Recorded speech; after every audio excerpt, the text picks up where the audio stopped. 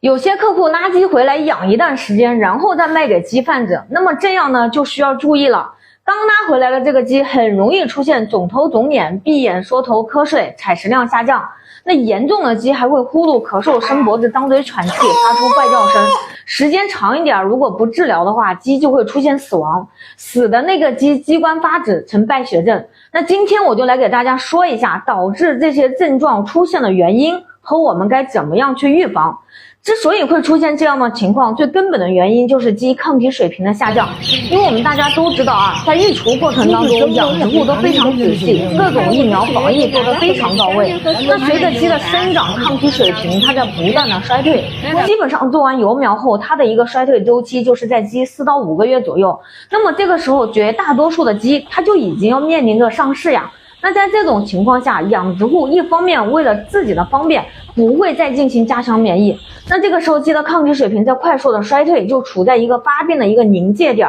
那在这样的情况下，我们在拉鸡的过程当中又会产生一系列的应激，就会诱发鸡群的这些症状出现。因为我们在拉鸡过程当中，抓鸡的应激下，运输过程当中风吹到受到了冷应激，特别是冬天、春天、秋天冷风的一个侵袭，很容易出现鸡感冒、鼻炎、肿头肿脸。另外，长途运输的过程当中，鸡体内的缺水、缺料、饥饿会导致鸡体内消化系统的紊乱。那这样的话，鸡抗体水平综合下降的就会非常快，所以拉到养殖场很快就会表现出来症状。一般拉大鸡2到3天后就会出现肿头肿脸、嗜睡、不吃不喝，严重的鸡呼噜、咳嗽、怪叫、死亡。那么对于这种情况，我们该怎么进行控制呢？